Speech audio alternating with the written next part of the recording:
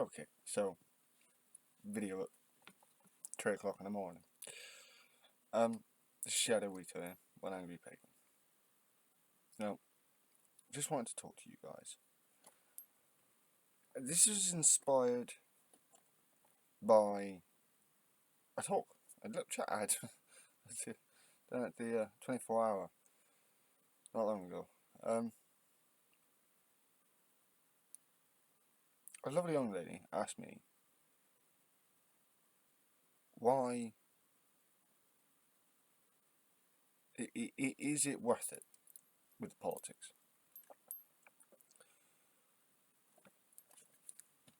And I feel that this is a question that a lot of people my age, around my age or younger, even a little bit older than me, who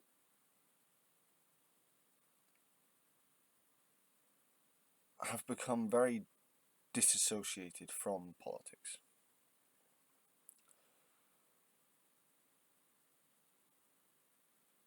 Often, and I got this when I was down there,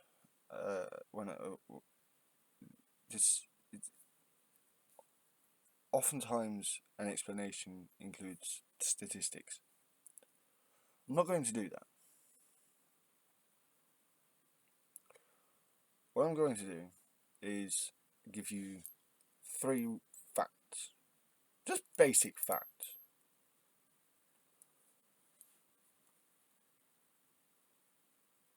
And then you can see, you guys can decide whether or not you think it's valuable, if it's worth it to vote.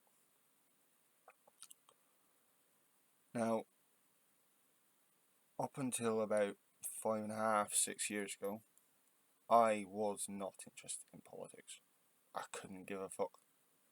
I really, really couldn't give a fuck. I wasn't. Science and religion, well, at least my pagan religion, were my interests.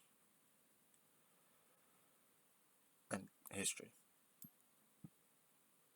But then Brexit happened, and then Boris Johnson happened as our Prime Minister.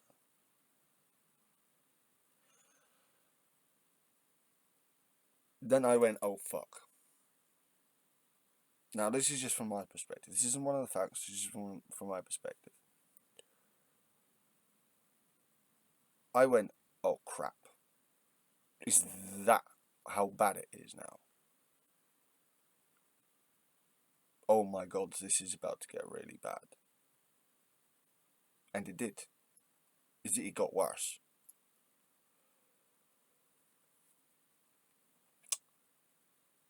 So that was, and Jeremy Corbyn, a lot of what he said or he was saying at the time, woke me up. Now, putting my side of things aside, I think the first fact is,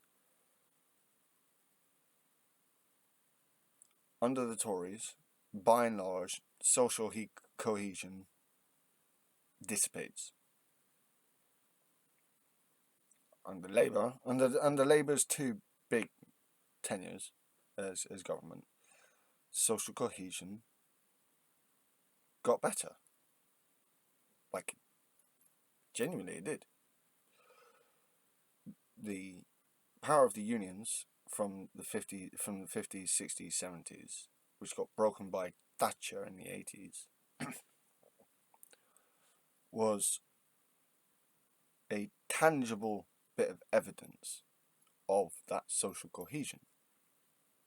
More people back then were paid attention to politics than they do now.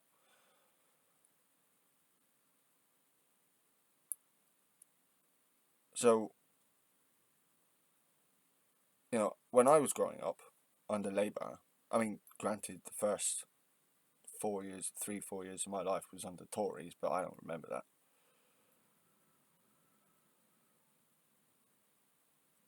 But from 97 till 2010, that was a lot of where I grew up. That's the time period really that I spent most of my time in school. And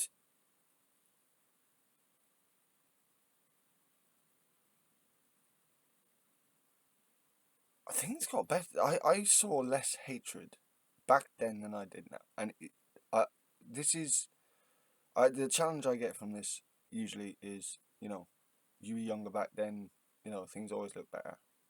Oh, no, it didn't, not for me. I didn't have rose tinted glasses as a kid. Not like in the way that most people would think.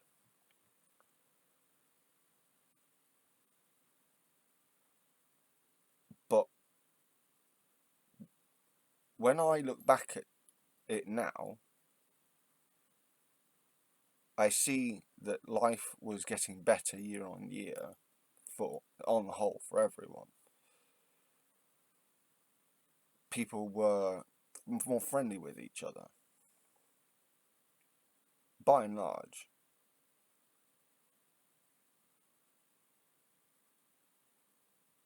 There wasn't so much of the xenophobic hate. It was there, but there wasn't as much of the xenophobic hatred under Labour. Under the Tories, I mean, the community centres, all that were up under Labour, all gone. Pretty much all gone now. Libraries where people like me would go, a lot of them are gone. A lot of the meeting places for youth, for the youth, that would keep them off the streets and out of trouble, more often than not. From 2010, 2011 onwards, they got worse, then disappeared. People became more suspicious, more hateful towards each other. So yeah, no stats, no figures, just plain facts. Plain basic facts. And that's the first one. Social cohesion is worse under the Tories than it is under Labour. And I believe that there is a good reason for more people to pay attention to politics. Fact number 2.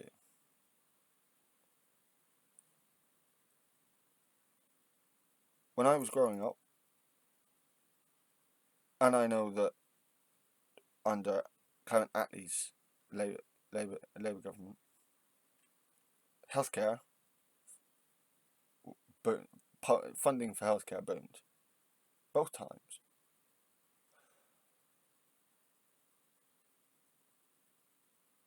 And not just for healthcare, public services as a whole. A lot of the public services that we depend on, that we used to depend on at least, or we still try to depend on, under Labour, both times that they had proper tenures, funding was put into public services. They weren't cut down and privatised.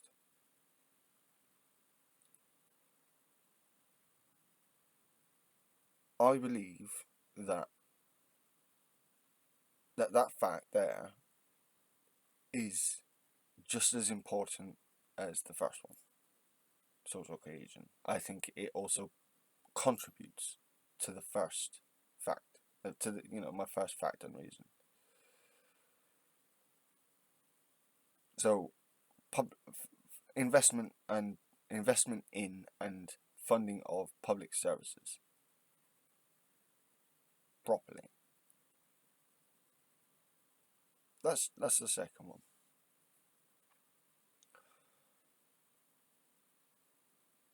The third goes to education. Now, I might get bitched for this, but my education wasn't bad.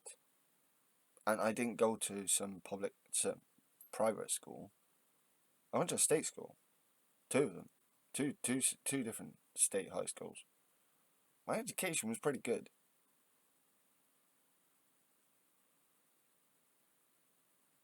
I like I hear a lot of kids now talk about, for example, history, and they don't know about Anglo Saxons. What? That's our history. Oh, we know about the Vikings though, right? Okay, and they know about World War One and World War Two, but they don't know anything about before that. We did the Tudors, and we did the Stuarts when I was in primary school and in secondary school. So, don't know on that one. For me, under Labour, under Labour Party, education was better, and as a whole, education is one of those that, as a society, we need our politicians, those people we elect to run the country, to pay attention to this, not just not lining their own pockets. Now, a more educated public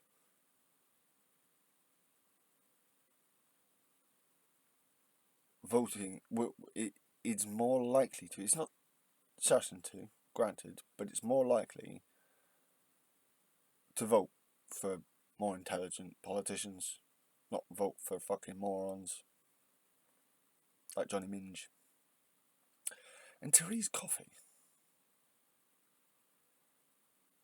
Yes, Therese Coffey. Kigali is the capital of Rwanda, you retard. Anyway, so social cohesion, public services, and education. Now, the second two feed into the first one, but these are three basic facts,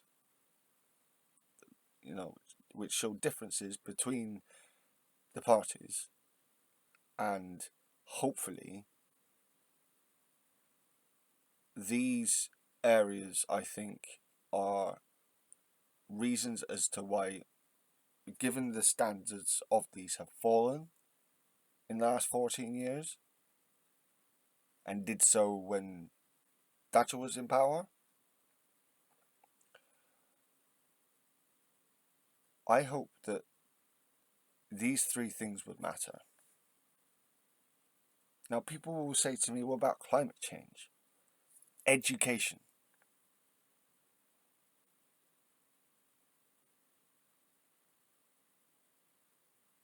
Seriously, climate change, for me, would have gone under the heading of education. A more educated public would pick politicians who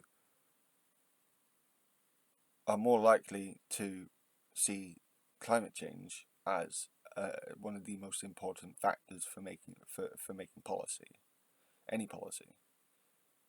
I said in one of the YouTube chats I was in recently, we should underline any policy, with almost every policy, with how does this affect climate change? How does this affect the environment? But to me, that comes onto education. So social cohesion. This is a social good.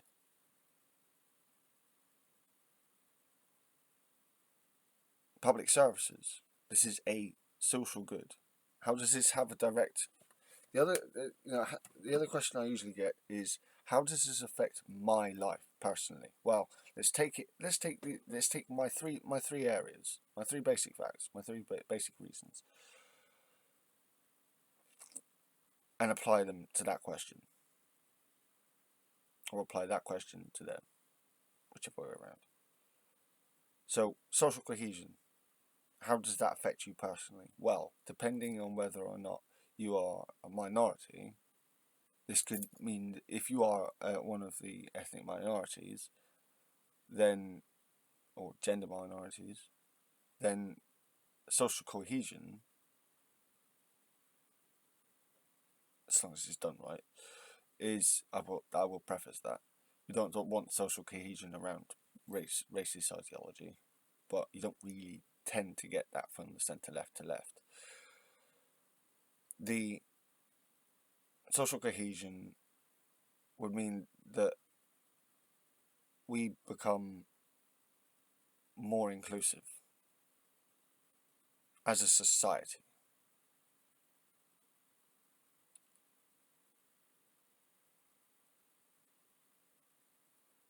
Then we take public services. How does that affect your life personally? Now, I really shouldn't have to explain that one, but I will. Fuck it. The Riviera line that runs from Exeter St David, the train line that runs from Exeter St David's down to Paignton, where I am, was over Yola. That was Yule was possibly one of the best working railway lines in Britain that was exposed to the elements. Most lines north of us were fucked.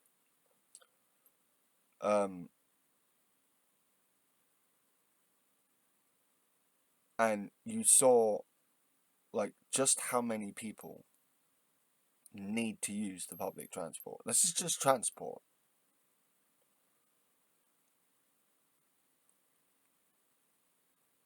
I had to get on and off, keep stepping on and off the train at each stop to get people off until it got to about Newton Abbot and I could actually sit my arse down again.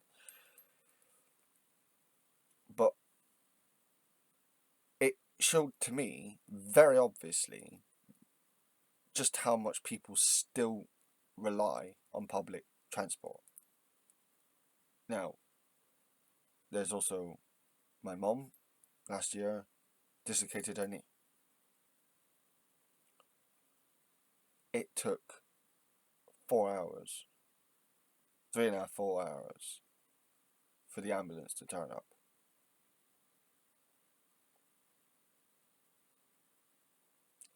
This is a direct result of the Conservative Party gutting our NHS. No stats, no figures. Facts. Lived facts. I spoke to the paramedics when they arrived. They are struggling. More than ever. And a large part of that is because there is a lack of social cohesion. And a large part of the reason why there's a lack of cohesion is because the Tories have plundered this country and made it so that we are not they've engineered a situation where most people are disinterested in politics. That way they can get away with all this stuff and no one's paying attention. To me, that's important to pay attention to. Education. So that was public services, applying it to my to how does that affect me personally? Now, then there's education. I already said the thing about the Anglo-Saxons, but I'll come back to it again because I am amazed at the amount of people who come up to me as an Englishman. How many English people come up to me as an Englishman and go, "Oh, is that some kind of foreign religion that you're into?" No. What? No, it's fucking not. It's part of our history, part of our culture. That the Christians tried to mask over. But I learned about this stuff in school.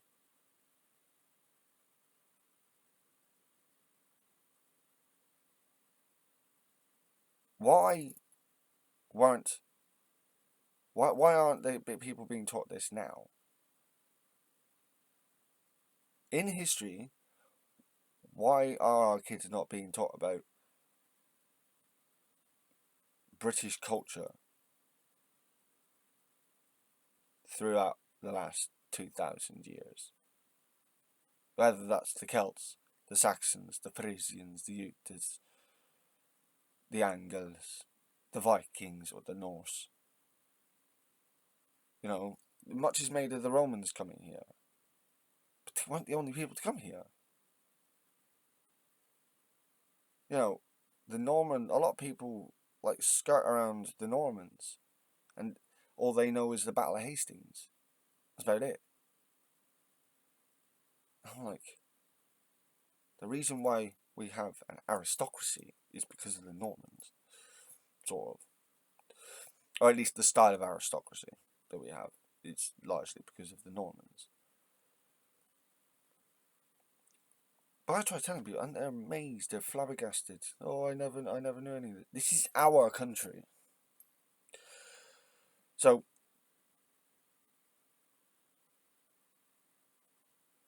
just as on a personal level, that lowering of standards, as far as I can see it, in education, is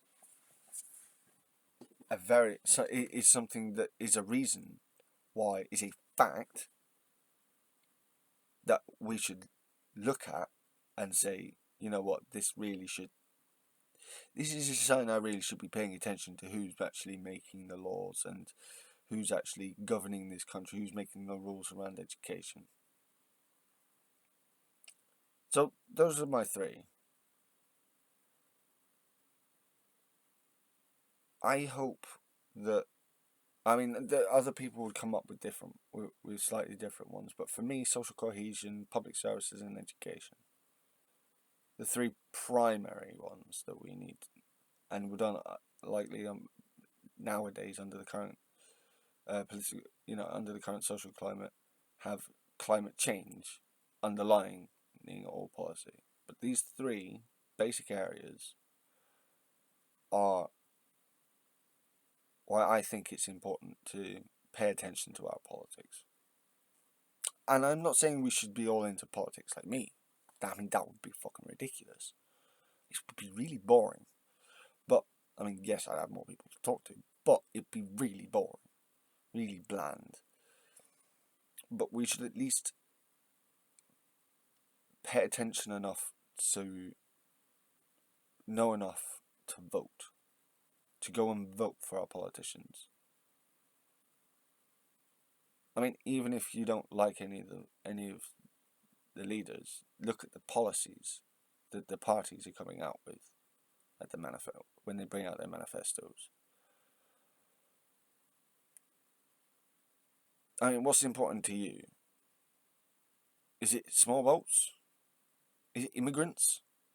Or is it, is it getting more money? Or is it social cohesion, social justice, public services actually functioning, and education? Like, these are my reasons why I think politics is important. This has been Shadow Eater, one angry pagan, and I shall say blessed Thursday and good night.